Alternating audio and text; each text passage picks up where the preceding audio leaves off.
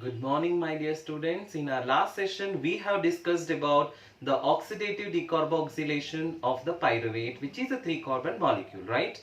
So due to this process, we will get a 2-carbon molecule called acetyl-CoA because one of the carbon from the pyruvate is being removed in the form of carbon dioxide, right? So now let's see what is the fate of this acetyl-CoA in the next stage of the cellular respiration, that is nothing but the Krebs cycle. Why this name has come? Because of the very important contributor or discoverer of this whole process by name Sir Hans Krebs.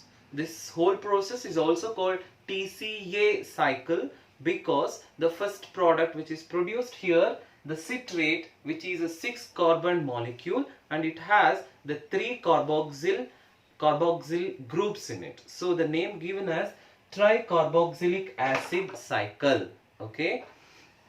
So then location, this whole process of Krebs cycle takes place in the mitochondrial matrix in case of eukaryotes, as they have a very well developed cell organelle for cellular respiration. Whereas in case of prokaryotic organisms, there it takes place in the cytoplasm. Sometimes they may also have the mesosomes on their surface also. It can happen, as it will provide all the necessary required coenzymes, cofactors for the enzymes which are involved in the Krebs cycle. Okay, so my dear students, now let's see the deeper version of the Krebs cycle. When the 2-carbon molecule acetyl coenzyme A combines with a 4-carbon molecule, that is oxaloacetic acid, it gives rise to 6-carbon molecule called citrate. This process is being catalyzed by an enzyme called citrate synthase, and this citrate is then getting isomerized by an enzyme called aconitase. This gives rise to a product called isocitrate, which is also a 6-carbon molecule. This 6-carbon molecule isocitrate undergo oxidation to give rise to alpha ketoglutarate or glutaric acid. This whole process is being catalyzed by an enzyme called isocitrate dehydrogenase. This isocitrate dehydrogenase has a special capacity also to perform a decarboxylation. My dear students, I have to tell you one important thing. They might ask you which are the 2 important steps where exactly the decarboxylation is taking place in the whole process of Krebs cycle. You should remember it is taking place one and only in the 2 stages or in the 2 steps of the entire Krebs cycle, that is from isocitrate to alpha ketoglutarate and from alpha ketoglutarate to succinyl-CoA. Okay, now let's come back to this process. During this oxidation, some of the hydrogen ions are being removed from the isocitrate, and these H plus ions are used for reduction of the NAD plus into NADH and H plus. As a result of decarboxylation, the 6-carbon molecule is getting converted into 5-carbon molecule, that is alpha ketoglutaric acid. You should remember this is one of the very important intermediate during the transamination reactions, due to which it can able to synthesize various amino acids.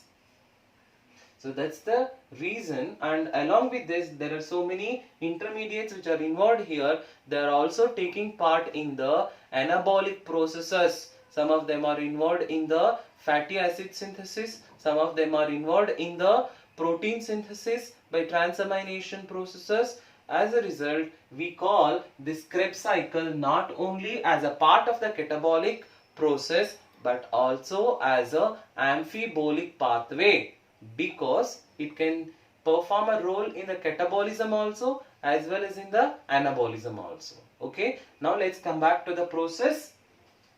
This 5-carbon molecule, that is alpha ketoglutarate, is converted into succinyl-CoA.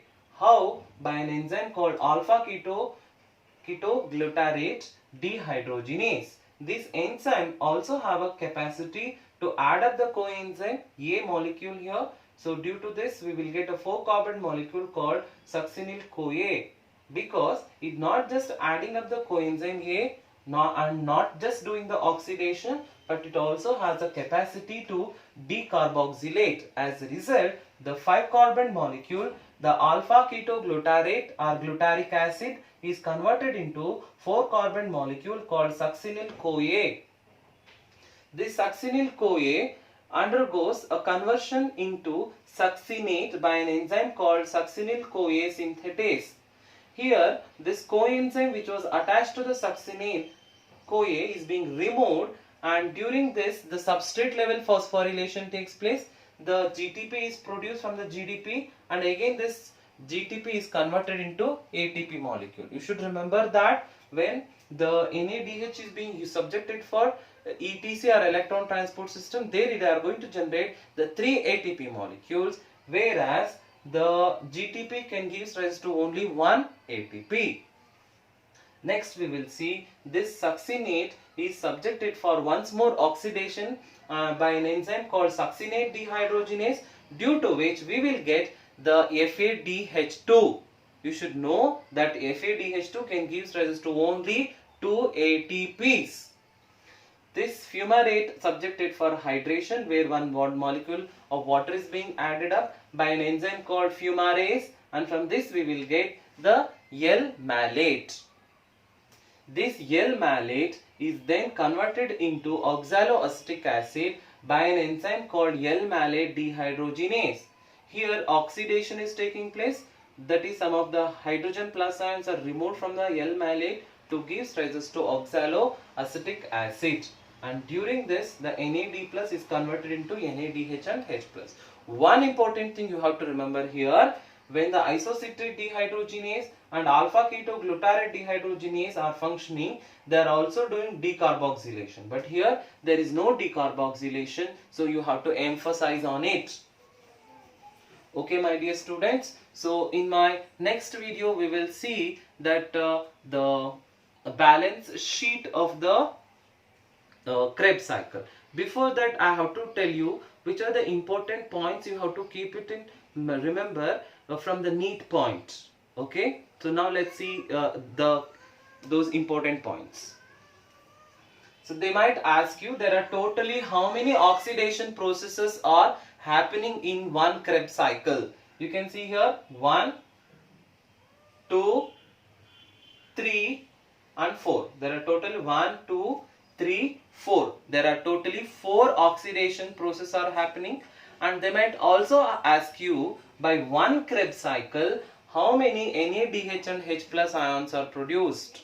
See here 1, 2 and 3. There are totally 3 NADH plus H plus molecules are produced. And how many FADH2s are produced? Only 1. Okay, and how many ATPs are produced? Only 1 ATP.